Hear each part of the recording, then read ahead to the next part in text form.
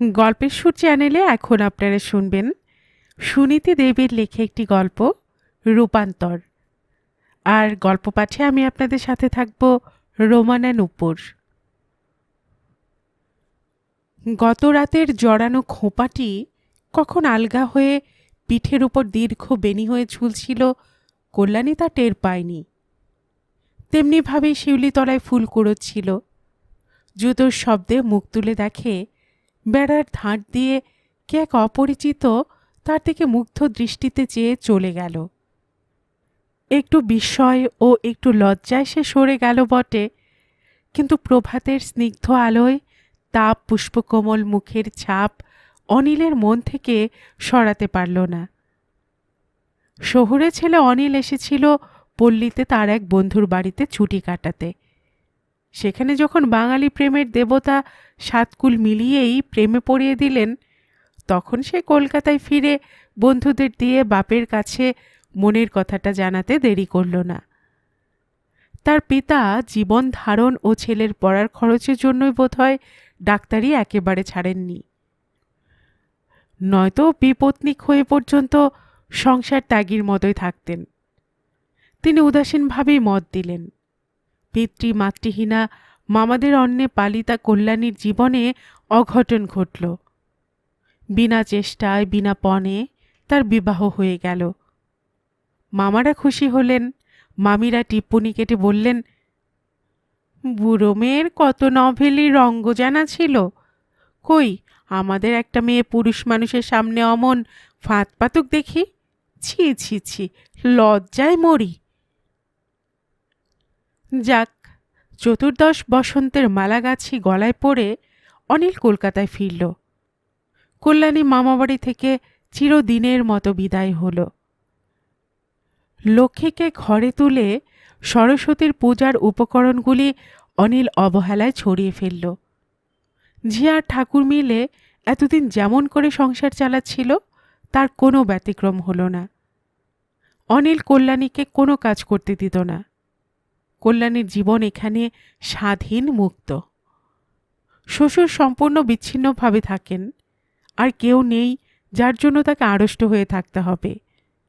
দুটি নবীন জীবন প্রেমের স্রোতে গা ঢেলে দিল। কল্যাণীর কাছে একেবারে নতুন জগৎ। শুধু তারই জন্য এত আয়োজন, এত আদর। একজন লোকের সে সর্বস্ব।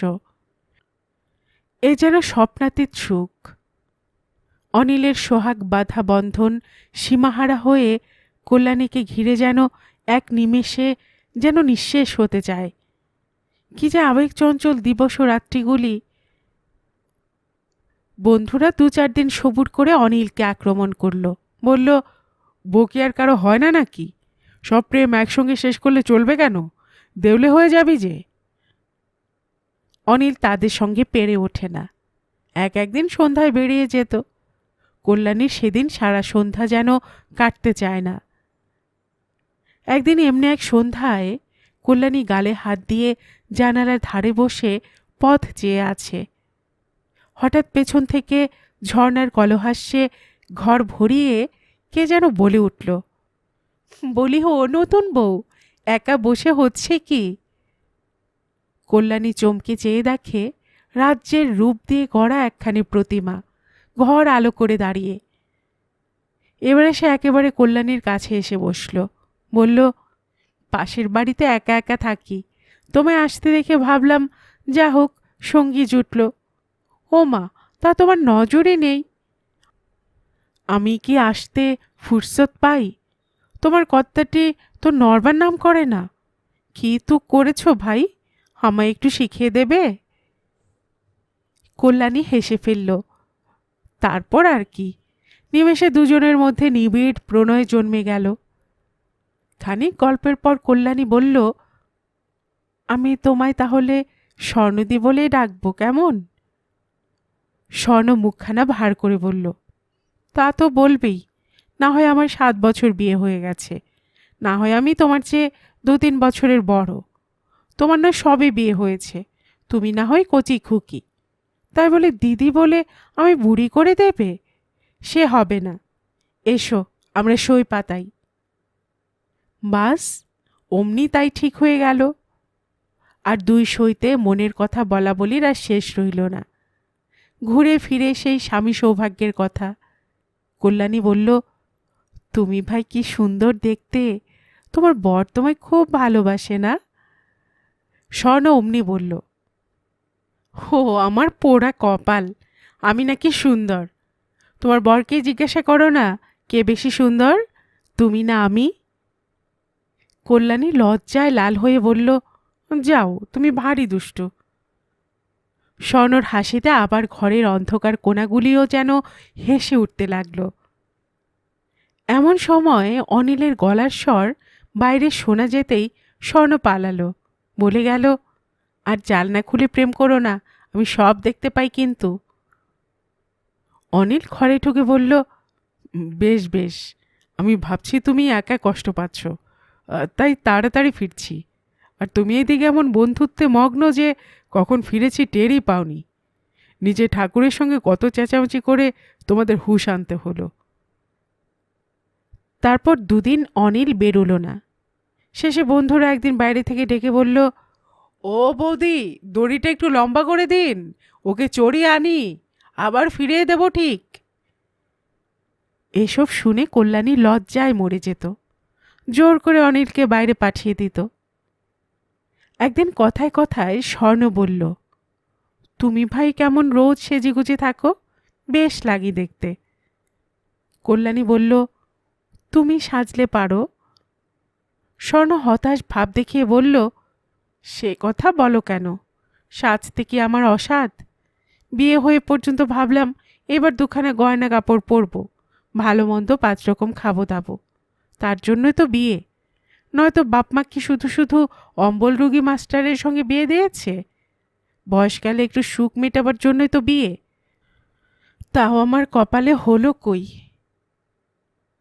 কল্যাণী বিবাহ সম্বন্ধে সইয়ের এমন হীন আদর্শের কথা শুনে দুঃখিতভাবে বলল, ছি ভাই, স্বামীর কথা অমন করে বলতে নেই, বিয়ে বুঝি শুধু সাজগোজ করা? আর তোমার সাজতে শখ হলে কি আর তিনি বারণ করবেন? তবে শোনো, তোমার দেখা দেখি কাল বিকেলে দিব্যি রঙিন শাড়িখানি পরে টিপটি কেটে মুখে একটু পাউডার ঘষে বসে আছি। হোমা এসে বলে কি না, থিয়েটারে যাবার উদ্যোগ হচ্ছে বুঝি, ওসব আমি পারবো টারবো না। বলেই চোখ বুজে ধপাস করে বিছানায় শুয়ে পড়ল। তবে বোঝো, কার জন্যই বা সাজা, দেখবে না, তারিফ করবে না, শেষে উল্টো চাপ, কিনা থিয়েটারে যাবার জন্য সেজেছি। টান মেরে সব খুলে ফেলে এমন বকুনিটাই দিলাম, আমার চেঁচানিতে বাড়িতে কাকচিল বসতে পেল না। কিন্তু তার কানে কি কিছুই গেল? বিস্মিত হয়ে কল্যাণী বলল, স্বামীকে বকো? স্বর্ণ বলল, বকি না, 100 বার বকি, শুধু বকি, পারলে মারি। সে ছেলে ঠেঙিয়ে খায়, আমি তাকে ঠেঙিয়ে খাই। কল্যাণী জিভ কেটে বলল, ছি ছি। স্বর্ণ আর চোখে কল্যাণীর মুখের ভাব দেখে কোনো মতো হাসি চেপে দীর্ঘ নিঃশ্বাস ফেলে কাঁদো কাঁদো স্বরে বলল, আমায় যদি ভালোবাসে তবে কি আর বকি ঝকি? তোমাদের দৃষ্টান্ত দেখাই বলে অনিল বাবুর মতো হও, তা কোনো গ্রাহ্য করে না। আমি যা শক্ত মেয়ে, নয়তো কবে হাতছাড়া হয়ে যেত। তোমরা সুখী লোক, আমার দুঃখ কি বুঝবে বলো? কল্যাণীর মন স্বর্ণর প্রতি করুণায় ভরে উঠল। সে বলল, আচ্ছা সই, তোমায় কেমন করে না ভালোবাসে থাকে? স্বর্ণ এবার হাসিতে মাটিতে লুটিয়ে পড়ে বলল, না, তোর সঙ্গে দুষ্টুমি করে সুখ নেই, ঠাট্টাও বুঝিস না। স্বচ্ছন্দ জীবনগতির মাঝখানে হঠাৎ বাধা পড়ে গেল। অনিলের বাবা 2 দিনের জ্বরে মারা গেলেন। ছেলের জন্য এমন কিছু রেখে গেলেন না যাতে দিনের পর দিন বসে খাওয়া যায়। নবপরিণীত দম্পতি এক চমকে স্বপ্ন রাজ্য থেকে কঠিন পৃথিবীর সংস্পর্শে এসে পড়ল। অনিল বিয়ে পরীক্ষা দিতে ছুটল। বইগুলি ছেড়ে মুছে কল্যাণী বারবার তাতে মাথা ঠেকিয়ে বলল, মা, ওকে পাশ করিয়ে দাও। কিন্তু সরস্বতীর কৃপা হলো না। অনিল ফেল হলো, আর সঙ্গে সঙ্গে বহু কষ্টে এক সদাগরি আপিসে সামান্য মাইনের একটা কেরানিগিরি জুটিয়ে নিল। অনিলের কবি কল্পনার সঙ্গে এ জীবন খাপনা খেলেও পেটের দায়ে তাকে এটা মাথা পেতে নিতে হলো। ঝি ঠাকুর বিদায় নিল। এ বাড়িতেও তার চলে না। অনিল অল্প ভাড়ায় একখানি ঘর খুঁজছে শুনে স্বর্ণ বলল, আমাদের একতলার একখানি ঘর অমনি পড়ে থাকে, তোমরা সেখানে এসো। কল্যাণী খুব খুশি হয়ে অনিলকে রাজি করালো। অত অল্প ভাড়ায় অন্য জায়গায় ঘর পাওয়া যেত না। ঘরে জানালার ধারে একটা শিউলি গাছ আছে। সেটা দেখে অনিল বলে উঠল, বাহ, কি মজা! ফুল ফুটলে আবার তুমি তেমনি করে কুড়োবে। তবে আমি চেয়ে দেখব, তোমায় দেখাবে যেন মূর্তিমতী শারদ লক্ষ্মী। এমনি করে পরিবর্তিত জীবনের কষ্টটুকু তারা আনন্দ দিয়ে বরণ করে নিল। অনভ্যস্ত দুঃখের মধ্যে অনিলের সুখ, কল্যাণীর তন্ময় সেবা। সে যেমন সুনিপুণা গৃহিণী তা অনিলের জানা ছিল না। অনিল মুগ্ধ হয়ে প্রশংসা করলে কল্যাণী হেসে বলতো, বিয়ের আগে পর্যন্ত কাজই তো করে এসেছি, এ তার বাহাদুরি কি? অনিল বলতো, তোমার হাতের সেবা বড় মিষ্টি লাগে, তবু করতে দিতে কষ্ট হয়। আমার হাতে পড়ে তুমি একটু বিশ্রাম করতে পাও না? কল্যাণী ছলছল চোখে অনিলের মুখ চেপে ধরত। তার এ সুমিষ্ট প্রতিবাদটুকু অনিল প্রাণ ভরে উপভোগ করত। কল্যাণী ভারী হিসাবী হয়েছে। অধিকাংশ দিন নিজের ভাগের তরকারিটুকু ও বেলার জন্য রেখে ঝাল টক যা হয় দিয়ে পাতের ভাতগুলি শেষ করত। অনিল তাড়াতাড়ি খেয়ে চলে যায়, টের পায় না। নিজের কোন ভাগ এতটুকু কমিয়ে অনিলের ভাগ বাড়ানো যায়, এই তার চিন্তা। একদিন স্বর্ণ দুটো পান দিয়েছিল। কল্যাণী কি ছুতোয় নিচে এসে সে দুটো তুলে রাখল। বাজে খরচ কমাতে গিয়ে পান আনা তাদের বন্ধ ছিল। অথচ অনিল পান খেতে কি ভালোবাসে। বিকেলে অনিল পান খেয়ে কত খুশি হয়ে বলল, আপিসে মাঝে মাঝে বাবুরা পান দেয়, তোমার খাওয়া হয় না ভাবতাম, যাক তোমার সই থাকতে ভাবনা নেই দেখছি। বলেই চোখ পড়ল কল্যাণীর তাম্বুল রাগলেশহীন ঠোঁটের ওপর। অনিল বলে উঠল, তুমি বুঝি খাও না? পানের দাগ দেখছি না যে। কল্যাণী বলল, সে ধুয়ে ফেলেছি, কখন দিয়েছিল? মিথ্যে বলতে গিয়ে হেসে ফেলতে অনিল তাকে বাহুপাশে বন্দি করে বলল, ও দুষ্টু, অন্যায় করে আবার মিথ্যে কথা। কল্যাণী বলল, দোষের জন্য এরকম শাস্তি পেলে দোষ যে রোজই করব। স্বামীর জন্য এটুকু করতে পারলে এত খুশি করা যায় ভেবে কল্যাণীর আনন্দ আর ধরে না। এমনি করে দারিদ্র্যের মধুরতাটুকু তারা ভোগ করত, বিষটুকু গায়ে মাখত না। কল্যাণের নিপুণ হাত দুখানি অভাবের মধ্যেও লক্ষ্মীশ্রী ফুটিয়ে রাখত। অনিল একদিন বলল, আমার মতো সৌভাগ্য কারণ নেই। আমার পরিষ্কার কাপড় চোপড় আর চেহারা চাকচিক্য দেখে আপিসের বন্ধুরা হিংসেয় মরে। বউয়ের মুখ ঝামটে খেয়ে অর্ধেকের দিন কাটে। তার উপর আমাদের মতন গরিব কেরানিরও কতজনে বউয়ের গয়না গড়াবার ভাবনায় পাগল পাড়া। আর তুমি তো এখানে কাপড়ও চাও না। কল্যাণী উত্তর দিল, অভাব থাকলে তো। অনিল বলল, না, অভাব আবার কিসের, রাজার হালে তোমায় রেখেছি। কল্যাণী বলল, না তো কি? অনিল একটু চুপ করে থেকে বলল, সত্যি যাই বলো, পৃথিবীতে তোমার মতো কেউ নেই। কল্যাণী মনে মনে জানত, তার মতো কেন, তার চেয়ে শ্রেষ্ঠ নারী জগতে শত সহস্র আছে। তবু এই কথাটি তার অন্তর মধুতে ভরে দিল। প্রিয়তমের কাছে সে অতুলনীয়া, এর চেয়ে সুখ তার কল্পনারও অতীত। অনিল আবার বলল, তোমার কোনো স্বাদ নেই কল্যাণী? কল্যাণী মাথা নিচু করে বলল, তোমার পায়ে মাথা রেখে মরতে পারলে আমার সব স্বাদ মিটবে। জানি না এ কথা শুনে অদৃষ্ট দেবতা অলক্ষ্যে হেসেছিলেন কিনা। প্রথম যখন আপিসে ঢোকে তখন অনিলের বিশ্বাস ছিল সে শীঘ্রই এই জাতাকল থেকে বেরিয়ে আসতে পারবে। কিন্তু অন্ন জোটাবার মতো কাজ আর কোথাও পেল না। শেষে অনিল কেমন করে তার চির অবজ্ঞাত কেরানি জীবনে বেশ অভ্যস্ত হয়ে গেল, আর সঙ্গে সঙ্গে মধ্যবিত্ত কেরানিকুলের সর্বনাশা নেশা রেস খেলাও তাকে পেয়ে বসল। কল্যাণী প্রথম প্রথম কত বোঝাত, শেষে কান্নারূপ অমোঘ অস্ত্র প্রয়োগ করল। অনিল কখনো কখনো অনুতপ্ত হয়ে বলতো, আচ্ছা এই শেষ। কখনো জিতে কখনো হেরে কতবার যে প্রতিজ্ঞা করত, আর এসবে সে যাবে না।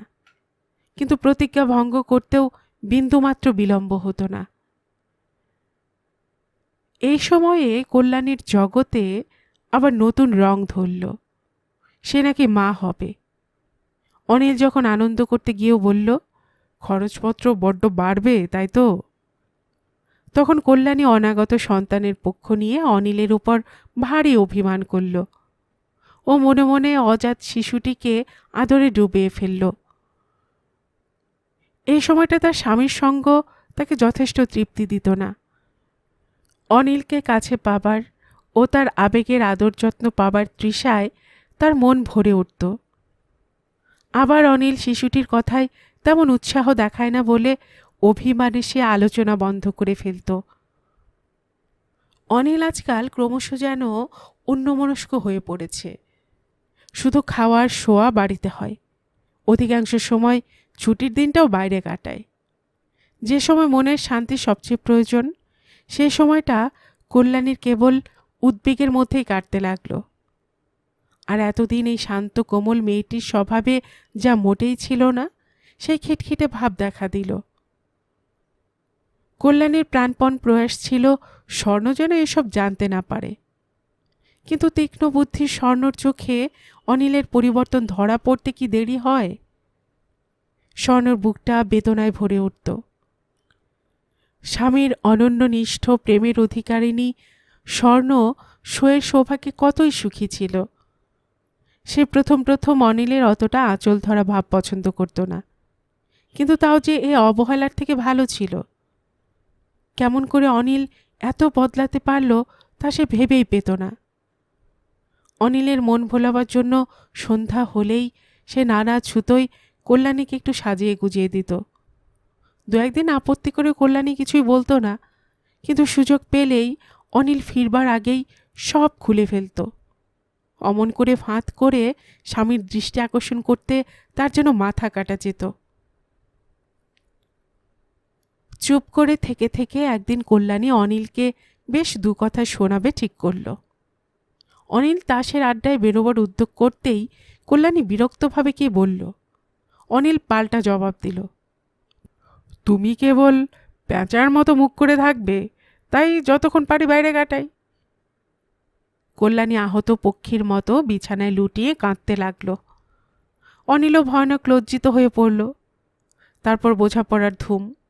কল্যাণী বলল, তুমি আর আগের মতো নেই, মোটে আমায় দেখতে পাচ্ছ না, ইত্যাদি। অনিলও অনেক কিছু দেখিয়ে স্বপক্ষ সমর্থন করল। তার সময় কই দুদণ্ড বাজে কথা বলবার? তাছাড়া কল্যাণীও কি বদলায়নি? তাছাড়া বয়সও তো বেড়েছে। তাছাড়া আরও কত কি। শেষে কল্যাণীর যুক্তি, দুঃখ দারিদ্র্য লাঘব করবার জন্যই তো প্রেম ও তার নিতান্ত প্রকাশ দরকার। একথা মেনে নিলেও অনিল কার্যত খুব বদলাল না। নিয়ত পরিবর্তনশীল জগতে মানুষের মন যদি বদলায় তাতে দোষ কি? একদিন যে অফুরন্ত প্রেম কপালে জুটেছিল, তার জন্য কৃতজ্ঞ হওয়াই তো উচিত। তা কেন চিরদিন থাকবে না বলে আবদার করা কি বিজ্ঞের কাজ? দর্শন শাস্ত্রের এত কথা কল্যাণীর জানা ছিল না। জীবনে অভিজ্ঞতা সঞ্চয়ের বয়সও তার তখন হয়নি, বিজ্ঞতার বালায়ও ছিল না। কাজে কল্যাণী নিজের অদৃষ্টের উপর রাগ করত। তাতে অদৃষ্টের ক্ষতি হলো না, তার নিজের বুকটাই ভেঙে চুরে শত খান হতে লাগল। যেদিন কল্যাণীর মেয়েটি ভূমিষ্ঠ হলো, সেদিন স্বর্ণকেই সব ব্যবস্থা করতে হয়েছিল। সারাদিনে অনিলের দেখা পাওয়া যায়নি। রেস্তে হেরে রাত্রে যখন ফিরল, তখন সংবাদ পেল কি না মেয়ে হয়েছে। বাঙালি পিতৃ পিতামহের কাছে উত্তরাধিকার সূত্রে প্রাপ্ত মনের সংস্কারটি যে মেয়ে হওয়ার খবর উৎফুল্ল হলো না তা বলাই বাহুল্য। টাকাও সেদিন অনেক হেরেছিল।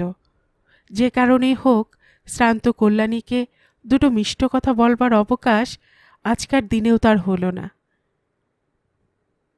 এমনি করেই ধীরে ধীরে একটি বছর ঘুরে গেল। শেফালি আপন মনে ফুটে ঝরে গেল। কেউ খোঁজ নিল না। কল্যাণীর শারীরিক দুর্বলতার উপর মানসিক অশান্তি জুটে তাকে যেন আর সেরে উঠতে দিল না।